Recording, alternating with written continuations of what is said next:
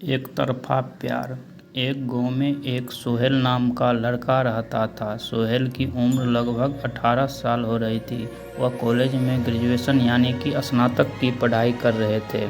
वह लड़का पढ़ने लिखने में तो काफ़ी ज़्यादा नॉर्मल था, मतलब कि पढ़ाई लिखाई के मामले में वह लड़का ना तो ज़्यादा तेज़ था और ना ही ज़्यादा ख़राब था।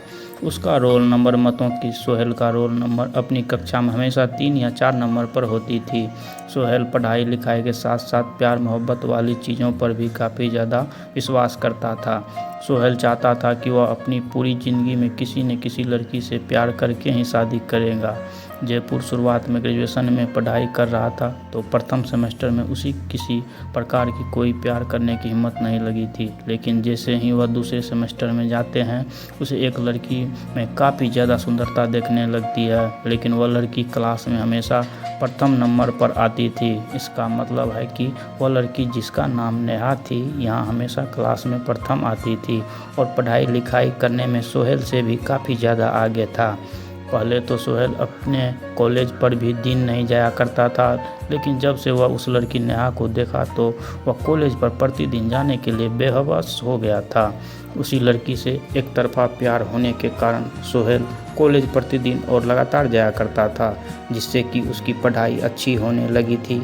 अब उसे और भी अच्छी तरह से समझ आने लगा था, क्योंकि अपने प्यार के सामने बेइज्जती होने के डर से वह सभी डांस और सभी लिखने वाली चीज़ें सबसे पहले ही कर लिया करते थे। नेहा जिस तरह सेमेस्टर में फर्स्ट आते थे, ठीक उसी तरह सोहेल भी सोच रहा था कि अगर मैं भी पढ़ने लिखने में काफ़ी तेज़ तरार बन जाऊंगा तो हो सकता है नेहा मुझे पसंद करने लगेगी। लेकिन यह बात तो अलग है। सोहेल तो पहले से ही नेहा को मन ही मन पसंद करने लगा था। अब तो नेहा को ही बार बार देखने का मन करता था। सोहेल को आपको बता दें कि सोहेल हमेशा उसी टेबल में बैठा करता था जिसके सामने नेहा बैठा करती थी। अब धीरे धीरे दोनों में काफ़ी ज़्यादा बातचीत भी होने लगी थी, क्योंकि प्रतिदिन कॉलेज जाने के कारण उसे रोज़ाना कॉलेज जाने वाले लड़कियों लड़के से काफ़ी ज़्यादा मिलजुल तथा पहचान हो गया था। नेहा भी थोड़ा बहुत उससे बात किया करते थे, लेकिन नेहा का इरादा प्यार करने का बिल्कुल भी नहीं था। लेकिन समझ में नहीं होना अपने मन में खैतरी बना रहा था कि वह नेहा से ही प्यार करता है और उसी से शादी करेगा। आपको बता देगी ज़िंदगी आगे जैसी जैसी गुजर रही थी, सेमेस्टर में पढ़ाई जैसे हो जाओगे गुजर रही थी, वैसे वैसे आप सोहेल को नेहा से बिछड़ने का दर्द भी मिलने ही वाला था।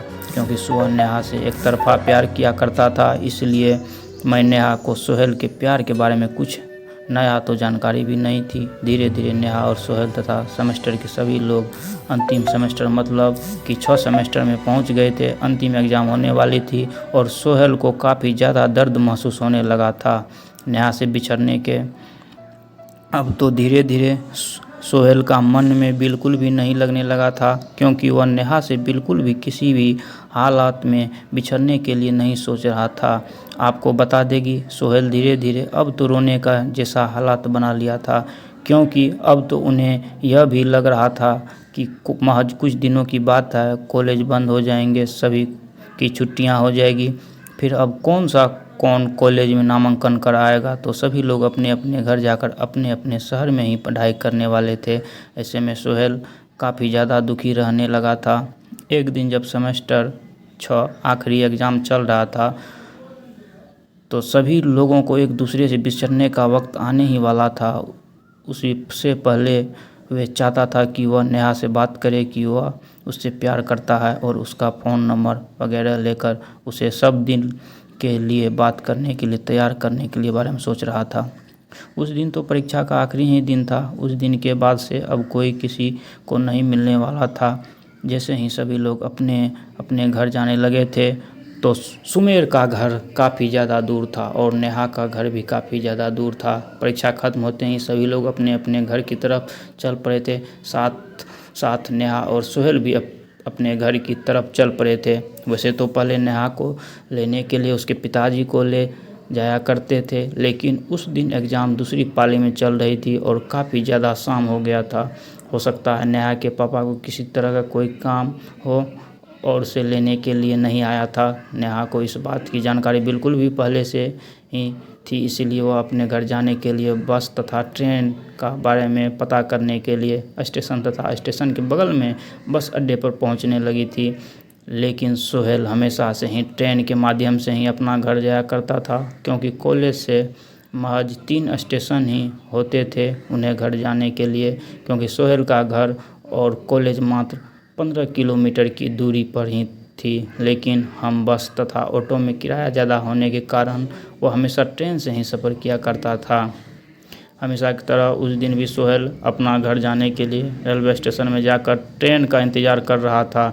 ठीक वैसे ही उधर से नेहा गुजरती हुई आ रही थी। जैसे ही सोहेल की नज़र नेहा पर पड़ती है, वह काफ़ी ज़्यादा विचलित हो जाता है और आश्चर्यचकित हो जाता है। सोहेल सोचता है कि आज नेहा स्टेशन पर क्या कर रही है। हो सकता है नेहा भी अपना घर उसी ट्रेन से जाने वाली है जिस ट्रेन से मैं जाऊँगा। ऐसे में जैसे ही नेहा की नज़र सोहेल पर पड़ी, वह तुरंत जाकर सोहेल से पूछती है कि मुझे भी घर ट्रेन से ही जाना है, चलो अच्छा हुआ तुम मिल गए हो, अब हम दोनों साथ में अपने घर के लिए चलेंगे। तभी सोहेल कहता है कि हाँ ठीक है, हम दोनों साथ में चलेंगे। उसके बाद नेहा पूछती है कि ट्रेन कितने बजे आएगी। अभी ट्रेन की कोई जानकारी उपलब्ध तो नहीं है, हो सकता है कुछ टाइम लगेगा, उसके बाद ट्रेन आ जाएगी। फिर दोनों में आपस में बातचीत शुरू हो जाती है। दोनों काफ़ी घंटे तक, लगभग 1 घंटे तक बातचीत करते हैं। फिर उसके बाद दोनों हरियल आते ही उस पेड़ पर चढ़कर अपने घर के तरफ चल पड़ते हैं।